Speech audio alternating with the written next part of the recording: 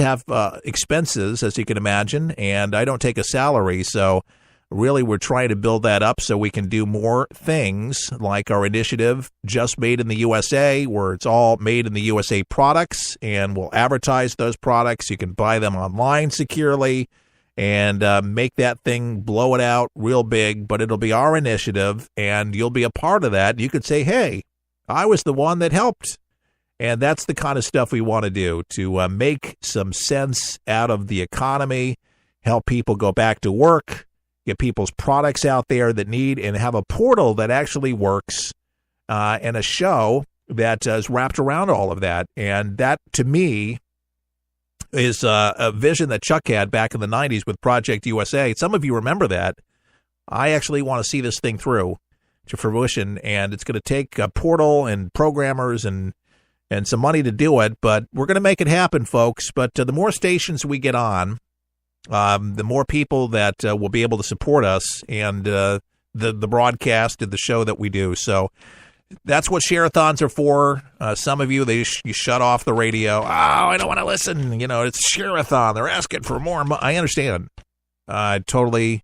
But listen, it's the only way that we can do it. The station doesn't pay us to be on the radio. They like it because we do a great show, and that's why they carry us. And we appreciate them doing that. It's something that we don't do every day.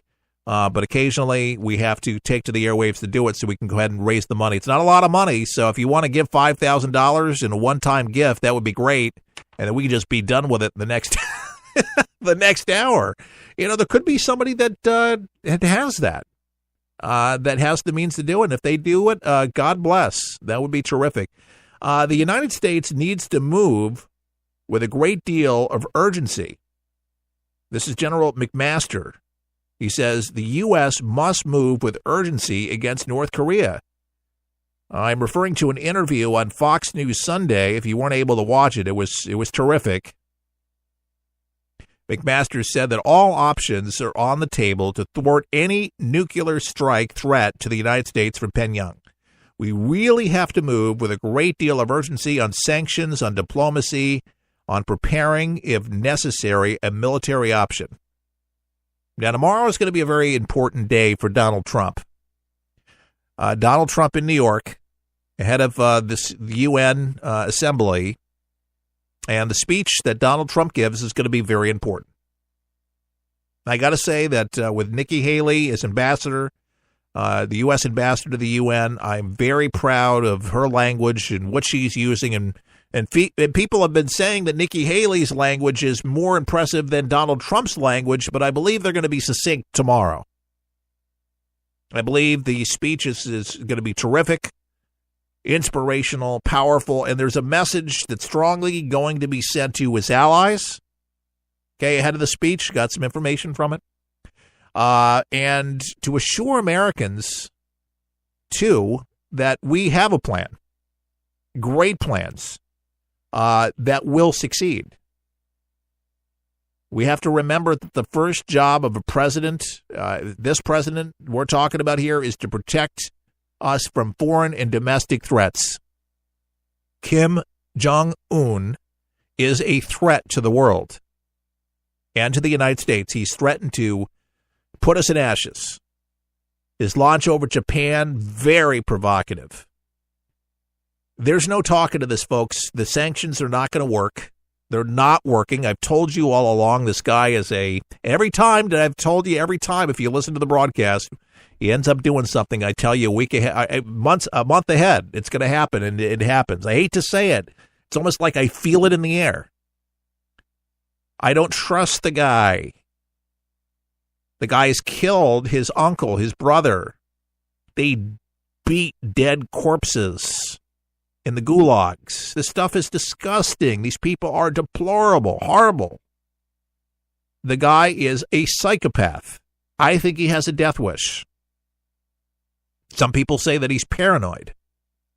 Some people now say because he said that he believes that he's got equilibrium, as a term that his folks have put together for the news agency, but under the direction of Un, that he's got his arsenal to where he needs, and then now he's ready. They say this could be a possible opening for negotiations, because now the world knows that he can strike wherever he wants to strike with precision.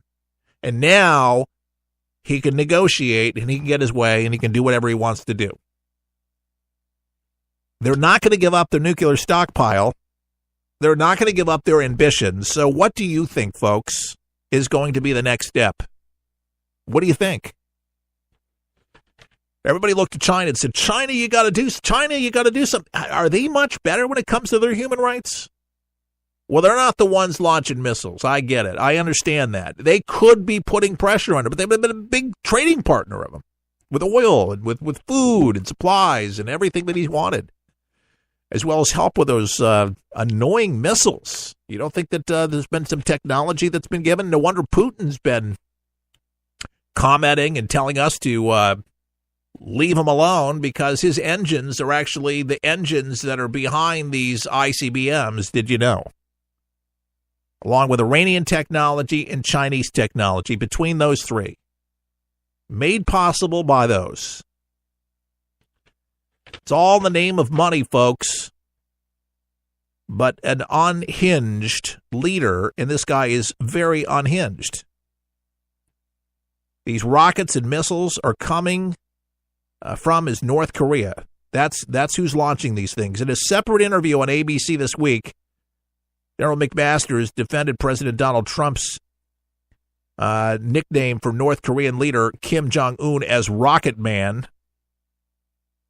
McMaster also said the Trump administration is looking at a larger, tougher travel ban, something Trump suggested in the wake of the London bucket bomb terrorist attack. He says if you can't screen people effectively to know who's coming in your country, then you shouldn't allow people from that country to travel, he said. That is just something that we're going to be looking at. On the issue of Trump's visit to the United Nations this week, McMaster has also defended Trump's former criticism of the body as not a friend to America. He says it will be part of his message that the United Nations needs to reform. He said, adding that parts of the UN have not been a friend to America. So what's important is to focus on reform. Yeah, I agree. Moving forward, it's such a big body, such a lot of money, but we've been forking a lot of that money there. Nikki Haley, she seems to be an agent of change and a voice of reason, and seems to be very sensible. And I, for one, as an American, I'm very excited that Nikki Haley is in that position. She seems to be very cut out for that job. And John Bolton, former UN ambassador, seems to be saying the same thing, saying that she's been making some really great moves. And I like John Bolton. Great guy, and everybody thinks so. He's on all the news channels, and that guy makes a lot of sense.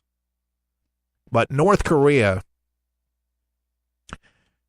mark my words, either before or immediately after the speech, he will launch something else. Either before or immediately after. This guy is like a child. He's a very young leader, okay? But he's like a child in his mind, temper tantrums. He understands the embargo. He understands that now there's gas lines. But he's eating fine. He's still got his Swiss cheese and his beer. I don't know if he likes the nickname Rocket Man, but that's what they're calling him now.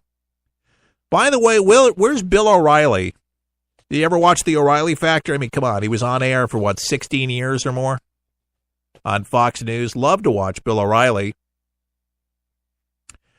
But a 2015 arrest by Detroit police of a key accuser of Bill O'Reilly for giving false report of a crime have surfaced and have raised serious doubts as to their credibility. In April, you might remember of this year, O'Reilly was fired from Fox News shortly after Burgess claimed that the host made sexually suggestive comments to her, including calling her hot chocolate. Now, Burgess, who we're talking about, worked for Fox News for several weeks in 2008 as a clerical temp. Shortly after, an April 1st New York Times report detailed sexual harassment allegations by several other women against Bill O'Reilly. Burgess called a 21st Century Fox hotline claiming alleged workplace misconduct by O'Reilly. 21st Century is the parent company of Fox News, and at the time, her charges emerged. O'Reilly's program, The O'Reilly Factor, was already in the throes of an advertiser boycott, campaigned, I should say, and point out, being pushed by several liberal organizations. They got their way. The boycott started after the New York Times reports, this is really the bombshell, that seven-figure settlements have been reached with 5 women who said O'Reilly had subjected them to inappropriate behavior. O'Reilly told the Times he signed off on the settlements to protect his family from controversy and had not admitted any guilt. All of the allegations included in the Times report were more than a decade old. Burgess' more recent allegations, however, played a significant role in O'Reilly's termination at the network, a source close to Fox News told Newsmax. So, again, I go by what I've said before, talking about this issue. When he got fired and leading up to the firing of Bill O'Reilly and the O'Reilly Factor is just like Bill Cosby. And I'm not saying that Bill O'Reilly, but it's kind of ironic, the names, Bill and Bill, the two Bills. You harass women, you say things you shouldn't say, and you get a reputation around Fox News. And, I grew up in New York in broadcasting, and a lot of the guys that I hung out with in broadcasting got jobs over at Fox News. Bill O'Reilly, not just O'Reilly, but many others in the building did the same things, very sexist, and, just doing things, saying things that they shouldn't say. And Murdoch, he was let go, but Bill O'Reilly was amongst those. And listen, in media, that happens. It's not that it's the right thing to do, but it happens in radio, the entertainment business at large. And to me, something happened. I understand he says he paid him off, had that Fox pay him off, 21st Century, just to not embarrass his family. You would think that the wife has got to think something about it. Come on, you're a big celebrity. You start feeling like you're immune to these things and you're protected by these things. Something happened. Maybe it was just one woman, but look, there were several women at the network. Gretchen Carlson, Megyn Kelly. I'm not too fond about her politics and how she conducted herself over at Fox News, but, many of her were saying it. I like Gretchen Carlson, but they worked in this building. They heard things. They seen things. People were, these things, sexual allegations were thrown out like candy over the network. I mean, what's sad about O'Reilly, though, in my opinion, is all the books and all the good things that he did, when it gets encased in sexual allegations, it clouds your name, and it's really hard to come back. That's why I tell people, man, you got to be so careful. Keep your sexual expertise out of the building. Keep your mouth closed. Just do your job. Don't be commenting, and especially in the climate that we live in today, as it was never appropriate, but more than ever these days, don't do it. And it's sad, but he did it to himself. And yeah, there was an advertising boycott for the O'Reilly Factor due to that. And I do know that some was probably allegations that were probably unsubstantiated, but it's advertising, those dollars that keep the show on the air. And without that money bankrolling that big salary of his, and the networks, they were losing money and weren't going to make any money, and it would have been a further embarrassment, and they would have pulled more of those dollars off more of the shows, and they didn't want to lose out because that would have been really hell. So they were pressured into doing that. Now, I don't think that all of these allegations are true. I hope they're not. But according to many insiders that worked at Fox News Channel, say that Bill O'Reilly loved to talk about women and specifically the ones that work there. Okay? I don't know if he was like a Bill